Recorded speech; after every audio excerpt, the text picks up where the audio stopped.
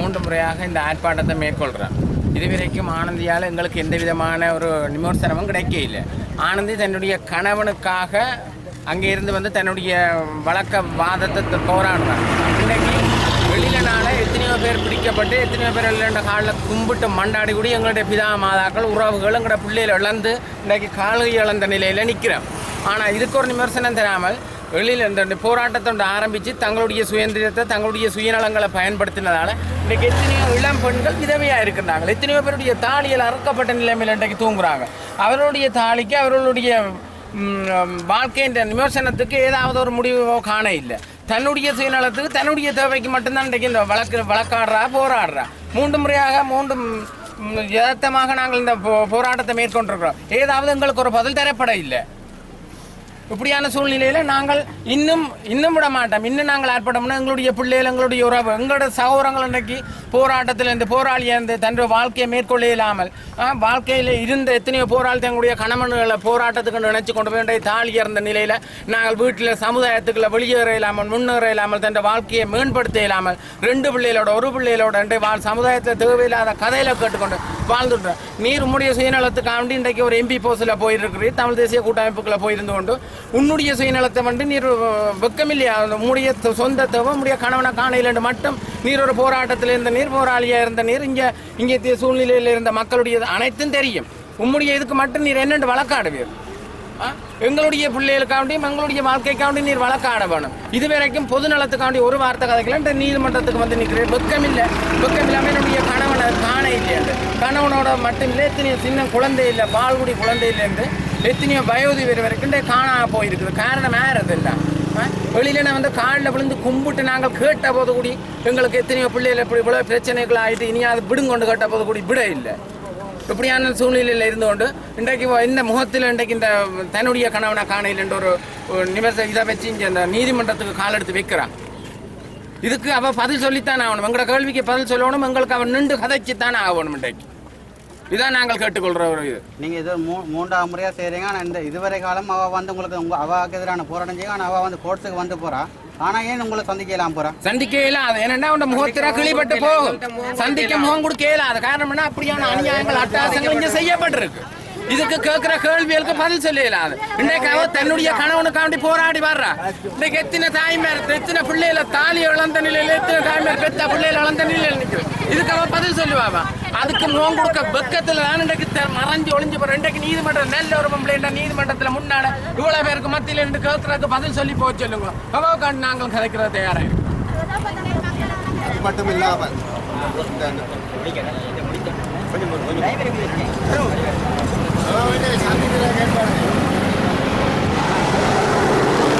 இப்போ நாங்கள் 3 முறை இந்த போராட்டத்தை தொடர்ந்து செய்தோம். இதுவரைக்கும் எங்களுக்கு முன்னால் தோன்றியோ இதுக்கான காரணங்களை கூறியோ அல்ல இதுக்கான விமோசனங்களை அவ சொல்லியோ இல்லை. ஆனால் நான் அறிஞ்ச வகையில் இந்த எழிலனாலேயும் எழிலென்ற கட்சிக்காரராலேயும் 1976ஆம் ஆண்டிலிருந்து 90ஆம் ஆண்டு வரைக்கும் 10,000 தமிழர்களை சுட்டு கொண்டு குவிச்சதுமல்லாமல் 90ஆம் ஆண்டிலிருந்து 2009ஆம் ஆண்டு வரைக்கும் 85,000 தமிழரையும் கொண்டு குவிச்சிருக்கணும். இது எங்களுடைய இன உறவுகள். இந்த 76ஆம் ஆண்டிலேருந்து 86ஆம் ஆண்டு சுடப்பட்டதிலே இந்த பராமரிப்பில் இருந்த இந்த மனைவியின் தம்பியும் ஒரு ஆள் ரத்னசிங்கம் கணேசலிங்கம் என்பவர் அவர் கூட வீழால் சுடப்பட்டிருக்கிறார்.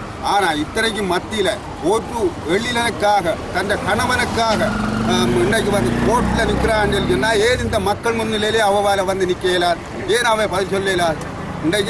இன்றைக்கு கூட்டமைப்பு வந்து அவைகள் தங்களோட சுயநலத்துக்காகவும் தங்களோட சுதந்திரத்திற்காகவும் கூட்டமைப்பு உருவாக்கி தங்களோட இந்த சுகபோகங்களுக்காக இருக்கணுமே தவிர மக்களுக்காக அல்லன்றதை நான் இன்றைக்கு உறுதியாக இந்த இடத்துல சுட்டி காட்ட விரும்புகிறேன்.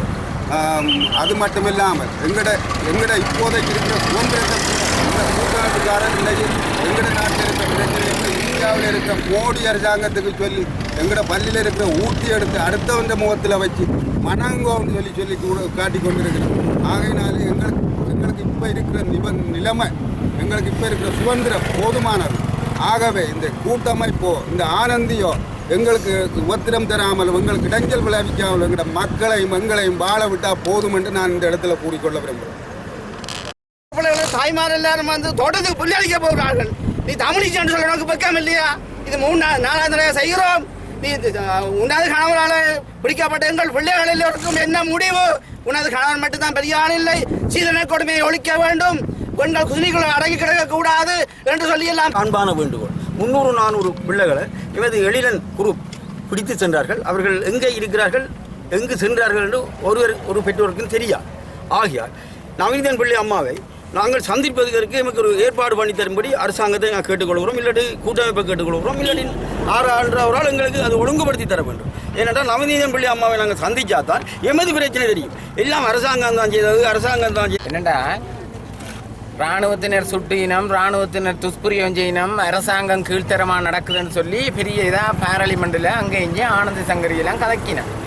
இவ எழிலன் செய்த எளிய வேலை, அவனுடைய பேருக்கேற்ற எளிய வேலை. அங்கேருந்து வந்த மக்கள் வட்டுவாளில், அதாவது வந்து இரணப்பாள பக்கத்தில் இராணுவத்தினர் வந்து டியூப் லைட் எல்லாம் போட்டு பாதுகாப்பு வளையத்தை தேடி மக்களை பாவாண்டு கூப்பிட்ட போது போன மக்கள் அத்தனை பேரும் குழந்தை குஞ்சு இல்லாமல் சுட்டு தள்ளினவன். இன்றைக்கு இல்லைன்னு சொல்லி இவன் மூஞ்சி வந்து முன்னுக்கு சொல்லட்டும். சுட்டு தள்ளினவன் எங்கட மக்களுக்கு போராட்டம் மட்டும் தொடக்கினீங்க, ஏன் சுட்ட நீங்கள் கேட்டதுக்காக தான் எனக்கு இந்த எடுப்பில் அப்படி விழுந்தது. இல்லைன்னு சொன்னாக்களுங்க நான் மருத்துவ பிரிவு போராளியாக இருந்தேன். மருத்துவ பிரிவு ஒரு போராளி, காணாதுக்கு நான் ஒரு சர்ஜராக இருந்தேன். நீர் ஒரு போராளியாக இருந்து இந்த கதை கதைக்கலாது. 50,000 மக்கள் வரைக்கும் சேர்த்தாதான் எங்களுக்கு ஒரு மக்களால் விடுதலை கிடைக்க முடிய. நாங்கள் ஒன்றும் செய்யலை, நாங்கள் சுட்டு தானோ அதெல்லாம் நீ கேட்கல. கேட்குறவன் தேசத்துறையை சுட்டு உதஞ்சு விழுத்தினீங்க. என்ன இன்றைக்கு இராணுவத்தினர் கொண்டுச்சுன்னா கல்யாணம் முடிச்சு நம்ம காய்ச்சி கொண்டு நிற்கிறேன். இன்றைக்கு உண்ட பிள்ளை நீயும் பாதுகாப்பாக இருந்து இராணுவ பக்கம் போறவங்க தேசத்துரோகி என்ற நீ எந்த தேசத்துரோக கும்பல்ல இருந்து வந்த நீ தேசத்துரோகி தானே. ஒளிஞ்சிருந்து போய் அரசியல் கேட்டு அரசியல்ல கதிரையில குந்தி இருந்து கொண்டு பார்க்கணும். வெக்கம் இல்லையே. நீ தேசத்துறையில் இவ்வளவு மக்களும் போய்க்கு சுட்டு தள்ளினது. கண்டாவள 2009ஆம் ஆண்டு 3ஆம் மாதம் 25ஆம் தேதி யாழ் மாவட்டத்திலேருந்து வந்து கண்டாவளையில் படிப்பிச்ச முதல் கல்யாணம் செய்து அது ஒரு டீச்சர் ஒரு ஆள் முதல் குழந்தை வயிற்றுல போக இல்லாம பாதையில பூடுபட்டு இங்க வந்துருந்தவ வெடி வச்சதோட ஆம்பளை பிள்ளை வயிற்றால கிழிஞ்சு போய் கொட்டுன்றது. என்ன வெளியில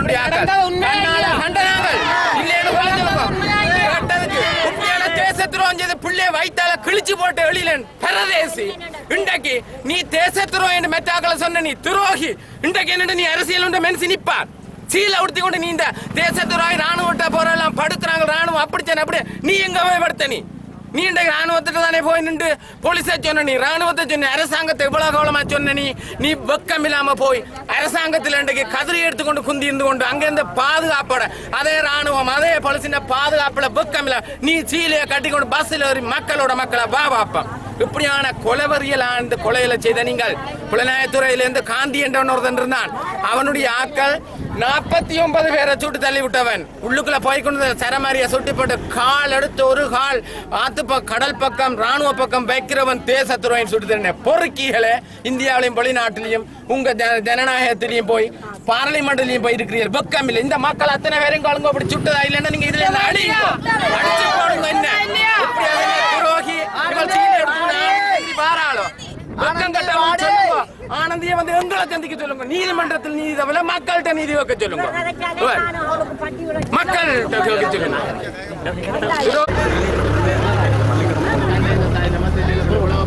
பள்ளிக்கூடம் போன பிள்ளை இல்லை எல்லாம் கொடுத்து தான் முடிச்சுட்டு போனது. இப்போ எழிலான் ஆனந்தி விளக்கு போடுறதோ தீர்றான். அவன் வந்து புருஷனை என்ன உண்டது எல்லாம் புள்ளைய தேடையிலாத. அதான் நான் இப்போ கேட்கும். என்னென்றால் இவன் வந்து நேரடியாக வந்து சொன்னால் கணவனை வேறு ஒன்றை தேடலாம், புள்ளைய தேடையலாது, தாஜப்பனை தேடையலாது. கல்யாணம் 1000 முடிக்கலாம், 1000 மாமி மாமாவையும் காணலாம், மச்சானையும் காணலாம். இது காணையலாது. இது இல்ல புள்ள இல்ல புள்ள இல்ல. அவ வந்து நேரடியாக கதைக்க சொல்லுங்க. பிள்ளைங்க முகத்தை பார்க்க சொல்லுங்க. அவளுக்கு மானம் கட்டவளுக்கு புறாவார் உடுப்பு போட்டு கட்டி புறாவாக்குறோம். அவாண்ட புரிஞ்சன் தான் உயிர் மாற்றவே என்ன மயிரை அவாண்ட உயிர் தான் உயிர். எங்கட இது என்ன நாங்கள் இது இங்க தேங்காய் ஏத்தி கிடுகு ஏத்தி இந்த புள்ளைய நான் வளர்த்துறான். மற்றவையும் வளர்த்துருக்குங்கள் இல்லையா எந்த வரைச்சியே சொல்றோம்.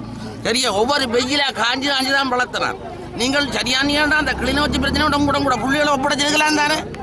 கிட்ட வாரன் திட்ட வாரன் ஏமாத்தி கொண்டு வர கூட பிள்ளைய பிடிக்க இல்லையாண்டு பக்கத்து வீட்டுக்காரன் கொழி விடுற உண்ட உள்ளான்னு சொன்னான் பிடிக்க சொல்லி எந்த உள்ள முழுக்க இந்த கள்ளன் வேலை. இந்த கள்ளனுக்கு ஒரு வழக்கம் இவ்வளோ இருக்கா கூப்பிடுங்க கொஞ்சம் என்ன கிட்டே இருக்கா அவாக்கு ஒரு பொட்டு ஒரு சீல சரி சரி சரி சரி இளம்பரதி என்ற கல்லணையும் கூப்பிடும். ஆனந்தியிடம் ஒரு அன்பான வேண்டுகோள். எமது பிள்ளைகள் உமது கணவரால் பிடிக்கப்பட்ட நாள் எங்கே என்பதுதான் எமது பெற்றோர்களின் ஆதங்கம். அவர்களை எமக்கு தேடித்தர வேண்டும், இல்லை அதுக்கான பதிலை சொல்ல வேண்டும். இல்லை அதை விட்டு உமது கணவரை மட்டும் தேடிக்கொண்டு அதுக்கான பதிலை தான் இன்று செய்த நாங்கள் பார்ப்போம். அதுதான் எனது பிள்ளை பாடசாலை சென்ற பிள்ளை. அந்த பிள்ளையை எழிலன் குரூப் தான் பிடித்தது. நான் 2-3 தினம் புதுக்குடியிருப்பு போய் கேட்ட விட்டோம். அங்கே சாட்டுறேன் இங்கே சாட்டுறேன் கேட்டு 6-7 மாதம் அழுத்து போய் ஒரு மிஷனன் மாதிரி தான் தெரிஞ்சேன். அப்புறம் அதையும் ஒரு பக்கம் வச்சுக்கொண்டு நாங்கள் மனமாறுதலாக இருக்க அவள் தஞ்ச கணவனுக்கு வழக்கு போட்டால் நாங்கள் அவாவை கேட்கும் எங்களோட பிள்ளையை கேண்டியது தான் நடைமுறை. ஆனால் பிரச்சனை என்னென்னு இருக்குன்னா இதுவரையிலும் பிள்ளைன்ற நிலப்பாடு இல்லை. நீங்கள் அந்த பள்ளிக்கூடம் போன பிள்ளை ஒரு யுத்த காலத்தில் வந்து வீட்டுக்குள்ளே எத்தனையோ பிள்ளைகளை விட்டுருக்கலாம். நீங்கள் அதே மாதிரி எந்த பிள்ளையும் விட்டுருக்கலாம். நீங்கள் அதை பற்றி ஒரு கவனம் இல்லை. நீங்கள் இப்போ என்னென்றால் வழக்கு போடுறோம் தெரியுறீர்கள். நாங்கள் என்ன செய்கிறது? நாங்களும் கஷ்டப்பட்டு துன்பப்பட்டு தான் வளர்த்தோம். ஆனால் கணவனை தேடுறா கணவன் கன நேரம் செல்லும் பிள்ளை ஒரு சிறிய ஒரு ஒரு பாகத்துக்குள்ளே தான் பிள்ளை. ஆனால் அதால் எங்களுக்கு சரியான கவலை. அதால் நாங்கள் இந்த இதோட 3 தடவை வந்துட்டோம். எங்களுக்கு ஒரு முடிவு ஒன்று சொல்லவும் என்ன பிரச்சனை இல்லை. எங்களுக்கு ஒரு முடிவு சொல்லாத முறையில் கள்ளம் இருக்குன்றதை பற்றி நாங்கள் எனது தம்பியை 98 உண்டு 99 உண்டு 2 தம்பியையும் பிடித்து கொண்டு போன எழிலன் அவனின் மனைவி ஆனந்தி தனது கணவரை வேணுமென்று வழக்கு போட்டிருக்கார். அது மாதிரி எங்கள் தம்பியாரும் எங்களுக்கு தேவை என்று நாங்கள் ஆனந்தியிடம் கேட்கிறோம்.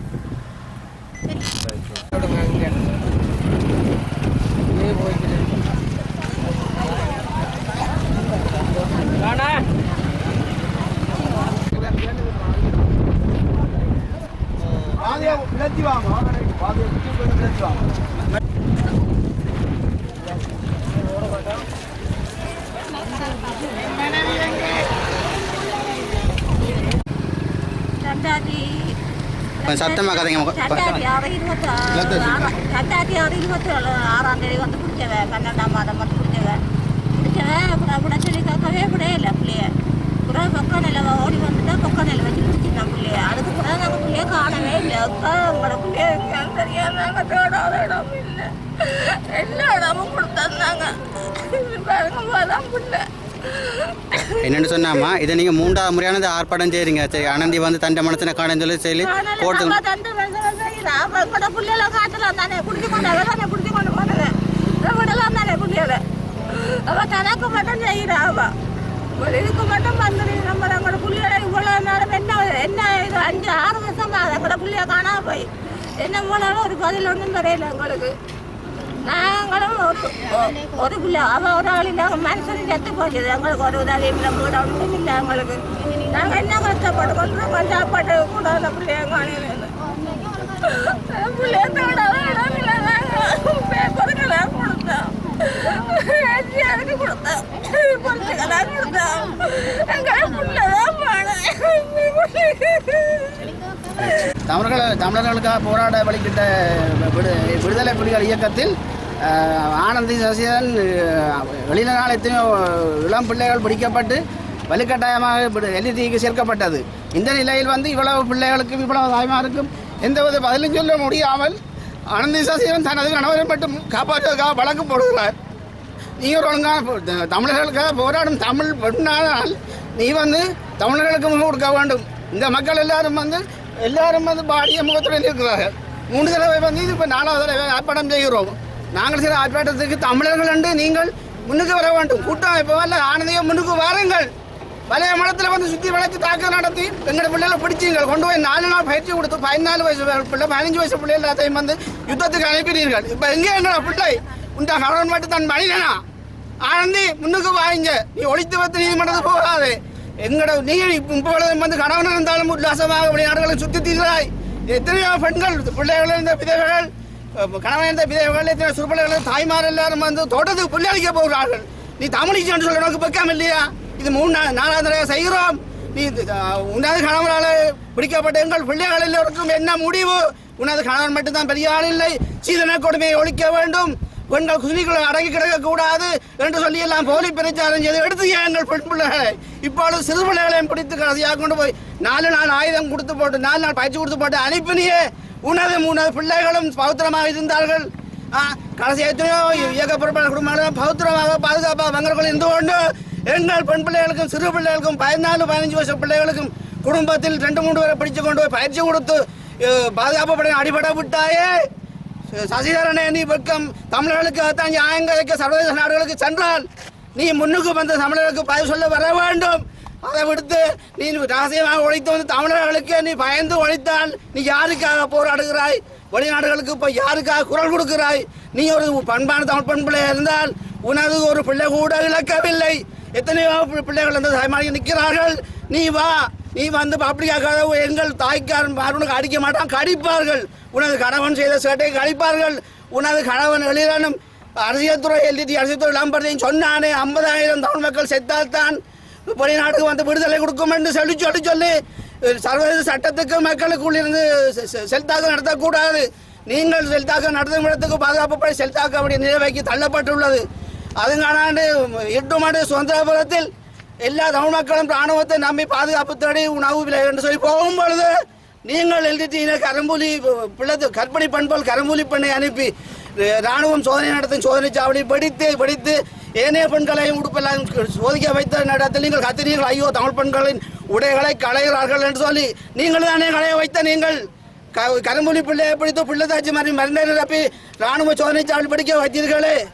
கிட்ட வரட்டுக்கு திட்டமிருக்கு என்று சொல்லி எல்லாரும் நெருக்கி கொண்டு வந்து எங்கள் பிள்ளைகளை பிடிச்சு அனுப்பி போட்டு நீங்கள் போட்டில் தப்பி பிள்ளை நாடுக்கு போயிட்டீங்களே. இப்போ உங்களோட பொண்டில்மார் வந்து நிறைய காசு வச்சு செலவழிக்கிறார்கள். உங்களோட மனைவிமார் நல்லா அனுபவிக்கிறார்கள். புருஷன் தான் இல்லாத அங்கே இந்தியாவிலையும் பிள்ளைகளை ஒழித்திருக்கிறார்கள். ஆனந்தி சசிதரன் இதோட நீ மானமுள்ள தமிழ் பண்பணியானால் சர்வதேச நாட்டுக்கு தமிழர்களும் குறைய கலைப்பதனால் நீ முதல் வந்து இந்த இடத்துல எங்களுக்கு ஒரு நாளைக்கு அறிவித்து போட்டு வந்து நீ எங்களுக்கு பதில் சொல்ல வேண்டும். உனது கணவர் பிடித்த பிள்ளைகளை பற்றி எங்களுக்கு பதில் சொல்லியே ஆக வேண்டும். இல்லாவிட்டு எங்கள் பிள்ளைகளும் ஒரு இதுதான், உண்ட கணவனும் ஒரு இதுதான், உண்ட கணவன் நல்ல சோபமாக வாழ்ந்தவன். வங்கருக்குள் சாக்லேட்டும் கிரீன் கிரேக்கரும் மயிலும் வச்சு குடிச்ச நீங்கள், நாங்கள் கஞ்சி குடிச்ச நாங்கள் இதை மட்டும் மறக்கவில்லை. எனவே நீ மானமுள்ள தமிழ் பெண்ணாக இருந்தால் ஆனந்தி சசிதரனே ஒளிச்சொலிச்சு கோட்டுக்கு வர வேண்டாம். நீ தமிழ் மக்களுக்காக போராட வேண்டும் சொல்லிக்கொண்டு வெளிநாடுகளுக்கு பிள்ளைகளில் பறந்து தெரிஞ்சு சுற்றி திரிகிறாய். கோட்டும் சூட்டும் டிஷர்ட்டும் அடிச்சு கொண்டு இங்கே எங்கிற பிள்ளை ரோட்டு வழி நிற்குது. நீ தமிழர்களுக்கு போராட தமிழர்களுக்காக ஒழித்து போகிறாய். நீதிமன்றத்துக்கு வரும் நீ உனக்கு நாங்கள் மறைத்து உங்களை கொலை செய்யவும் நான் தயாராக இருக்கிறோம் என்று கேட்டால் நான் விசாரணை இருக்கிறோம். யுத்தத்தால் அனைத்தையும் விழுந்து எங்களோட பிள்ளை குட்டியை விழுந்து எங்களோட குஞ்சுகள் எல்லாம் விழுந்து தாய்மார் எத்தனையோ இருக்கிறார்கள். எனவே நீ உனக்கு மானமுள்ள தமிழ் பெண்ணாக இருந்தால் உடுப்பு உடுக்கிறதாக இருந்தால் நீ நேராக வந்து தமிழ் மக்களுக்கு இதே போல வர கூட்டத்துக்கு பாய் சொல்லி ஆக வேண்டும். உனது கணவருக்கு மட்டும் பழக்கப்பட்டு நீதிமன்றத்துக்கு ஒழிச்சு போகக்கூடாது. உனக்கே தெரியும் தமிழ் மக்கள் பாதுகாக்க வேண்டாம். எத்தனை நாளைக்கு தமிழ் மக்களை ஏமாற்ற போகிறாய்? உங்கள் கணவரின் உயிர் மட்டும் உயிர் இல்லை. எங்கள் எத்தனையோ ஏழை பிள்ளைகள் இருக்கிறார்கள். 14-15 வயசு பிள்ளைகளை பிடிக்க தாய் தாப்பனுக்கு அடித்து சுட்டு கொண்டு போன்று எங்கள்கிட்ட பிடிச்ச எளிதானும் இளம்பருதி இன்னும் கரைப்பை கொண்டு போனவங்களை எனக்கு தெரியும். வலையம்படம் சேர்ச்சிலையும் வந்து பாதரால் உயிர் அபயங்கிட்டு பாதர்கிட்ட போகிற பிள்ளைகளை கூட நீங்கள் சுற்றி வளைப்பு செய்து சேர்ச்சில் இருந்து சுட்டு அடித்து பிடிச்சு கொண்டு போனீர்கள். எங்கே எல்லாம் பதில் எளிதன் வந்து செய்த துரோகங்கள் வந்து தமிழ் துரோகி. சரியா தான் பாதுகாப்பாக வாழ்ந்தவன், உனது பிள்ளை பாதுகாப்பாக வாழ்ந்தது. இப்படி எத்தனையோ பொறுப்பாளர் நான் பாதுகாப்பாக வாழ்ந்தார்கள். ஆனந்தி சசிதரனே நீ மானமுள்ள பெண்ணாக இருந்தால், நீ சீலை உடுப்பதாக இருந்தால், இப்பொழுது முல்லைத்தீவு மாவட்டத்தில் அர்ப்பணிக்கிற மக்களுக்கு இது 4ஆம் தடவை செய்கிறோம். ஏற்கனவே 3 தடவை வந்து விட்டோம். இனிமேல் நீ வர வேண்டும். உண்ட கணவன் மட்டும் கணவர் உயிர் மட்டும் உயிர் இல்லை. எங்கள் பிள்ளைகளின் உயிருக்கு நீயே தான் சொல்ல வேண்டும். அல்ல நீ கோர்ட்டுக்கு வரக்கூடாது. நீ தமிழர்களுக்கு போராட வேண்டும் சொல்லி இப்போ விளையாட்டுக்கு பரசாதி கொண்டு தீர்கிறாய். அரசாங்கத்தின் குறைகளை எல்லாம் குறை சொல்லி கொண்டு தீர்கிறாய். நீங்கள் தானே தாக்குதல் நடத்தி நீங்கள் பொதுமக்களுக்குள்ளே இருந்து ஆயுதபாணிகள் பொதுமக்களுக்குள்ள இருந்து தாக்குதல் நடத்த முடியாது. நீங்கள் ஒரு செல்ல அடிப்பீர்கள், ராணுவம் அதுக்கு பதில் செல்ல அனுப்புவாங்க. இப்படி சொல்லி 50,000 தமிழ் மக்கள் தானங்களுக்கு முடிவு வரும் சொல்லி 50,000 மக்கள் செத்தாத்தான் வெளிநாடு வந்து கேட்கும் சொல்லி தான் செல்லடிச்சு கொண்டீர்கள். ஆனால் நீங்கள் வாங்குற பாதுகாப்பு இந்த சாக்லேட்டும் பிஸ்கெட்டும் பால் மாவும் குடிச்சு கொண்டு நீங்கள் நாங்கள் கஞ்சியும் மனசுக்கு கூட வழியில்லாமல் இருந்து நாங்கள் இதை நிதானமாக மீண்டும் சொல்கிறேன். ஆனந்தி சசிதரன் என்னை கண்டிருப்பாய். நேராகவும் உனக்கு சொல்கிறேன், கடைசி முதலுமாக நீ ஒரு கௌரவமுள்ள தமிழ் பெண்ணாக இருந்தால் உனது கணவர் உயிர் இல்லை, எங்கள் பிள்ளைகளின் உயிர் தயவு செய்து உங்களை சந்திக்கவா. நன்றி. ஆதங்கத்தை காட்டினாங்க. நான் ஒரு சமாதான நீதமான என்ற முறையில் உங்களுக்கு சொல்கிறேன். என்னென்னு கேட்ட ஆனந்தி, அன்றைய கூட பார்த்தேன் சைக்கிளில் நீங்கள் போகிறீங்க என்னென்னு கேட்டால் தனக்கு ஒரு சொகுசு வாகனம் கிடைக்கலன்னு சொல்லி சொகுசு வாகனம் கிடைச்ச பிறகு ஒரு வேளை எங்கே வந்து மக்களை சந்திக்க போகிறீங்களோ தெரியாது. இருந்தாலும் எல்லாருக்கும் அந்த உரிமை இருக்குது தான். ஒருத்தர் காணான்னு சொன்னால் தேடக்கூடிய உரிமை இருக்குது. அதே மாதிரி இங்கே எத்தனையோ பிள்ளைகள் வந்து இன்றைக்கி பிள்ளைகள்லேருந்து தாய் தகவல் வந்து நிற்கிறாங்க, புருஷனிலிருந்து கணவன்மார் வந்து நிற்கிறாங்க, அப்படி கன பேர் நிற்கிறாங்க. அவங்களுக்கு நீங்கள் ஒரு நல்ல ஒரு ஆளாக இருந்தால் நேரடியாக வந்து சரி இதுதான் பிரச்சனைன்னு சொல்லி நேராக கதைக்கலாம் தானே. சரி நீங்கள் நான் சொல்கிறேன் என்னென்னு கேட்டால் நாங்கள் ஒரு இப்போ உங்களுக்கு சொல்கிறேன் என்னென்னு கேட்டால் நான் ஒரு சமாதானமான முறையில் தான் கேட்குறேன். நீங்கள் ஒரு நல்ல ஒரு ஆளாக இருந்தால் நேரடியாக வந்து இந்த மக்கள் முன்னுக்கு வந்து உங்களோட பிரச்சனை உங்களோட பிரச்சனை சொல்கிற மாதிரி அந்த மக்கள் சொல்கிற அந்த பிரச்சனையை கேட்டு நீங்கள் ஒரு நல்ல தீர்ப்பு வழங்குங்க. அதே மாதிரி சும்மா இதெல்லாம் இப்படி செய்து இந்த மக்கள் நடுவே வந்து இப்படி செய்கிறதெல்லாம் சரியில்லை. நீங்கள் ஒரு நல்ல ஒரு தமிழுக்காக போராடுற ஒரு பெண்ணாக இருந்தால் உண்மையிலே வாங்க நேரடியாக வந்து கதைச்சி உங்களோட பிரச்சனை சொல்லலாம். இப்படி பல பிரச்சனைகள் இருக்குது. ஏற்கனவே என்ன சொல்கிறேன், ஏன்னா எங்களோட குடும்பத்தில் நடந்த ஒரு சின்ன பிரச்சனை நான் உங்களுக்கு சொல்கிறேன். என்னென்னு கேட்டால் ஒரு நாள் எங்களோட மகனையும் பிடிச்சிட்டு போயிட்டார், மருமகனையும் பிடிச்சிட்டு போயிட்டார். பிடிச்சிட்டு போனால் எங்களோட மகன் அவர் காலில் போனால் பின்னாடி எப்படி ஓடி வந்துடும். மருமகன் ஒரு நோயாளி. அப்போ அன்றைக்கு இரவு எங்களோட மகளுக்கு பிள்ளை பிறந்து செத்து போச்சு. அப்போ நான் அடுத்த நாள் ஒரு தேடி போய் எல்லன்ட்ட கேட்டேன், அண்ணன் இப்படி தான் பிரச்சனை, பிள்ளை செத்து போச்சா, பிள்ளை ஒருக்கா பார்த்துட்டு விடுவோம்னு சொன்னேன். அதுக்கு அவர் சொன்ன கதை என்னென்னு கேட்டால் பிள்ளை எத்தனை உண்டாக்கலாம் மண் கிடைக்காதுன்னு சொல்லி. அப்படி பல பெரிய பிரச்சனைகள். தயவு செய்து உனக்கு நான் சொல்கிறேன் என்னென்னு கேட்டால் தமிழ் பிள்ளையாக இருந்தால் உண்மையிலேயே அந்த ஏற்கனவே காய்ச்சி ஐயா மாதிரிலாம் காய்ச்ச மாதிரி நீ ஒரு தமிழ் பெண்ணாக இருந்தால் உனக்கு வீரம் இருக்குது தானே, வீரம் இருக்குன்னு சொல்கிறது தானே, வீரம் இருக்குது எனக்கு மானம் இருக்குது ரோஸாக இருக்குன்னு சொல்கிறது தானே. இதோட வா நேரடியாக வந்து இந்த பிள்ளைகள் முன்னுக்கு கதைச்சி இந்த இங்கே இருக்க மக்கள் முன்னுக்கு காய்ச்சி உங்களோட பிரச்சனை தீர்த்து கொள்ளுங்க. தொடர்ந்து மக்களுக்கு கஷ்டம் கொடுக்காதீங்க. ஏற்கனவே நீங்கள் கொடுத்த கஷ்டத்தால் தான் இந்த சனம் வந்து இப்படி நிற்கிது. அப்படியே நம்ம பெருசாக ஒன்றும் சொல்ல விரும்பல. நான் ஒரு சமாதான முறையில் தான் சொல்கிறேன். ஒரு நல்ல பெண்ணாக இருந்தால் நேரடியாக வந்து இந்த மக்களுக்கு ஒரு ஆறுதலை சொல்லி போகலாம்.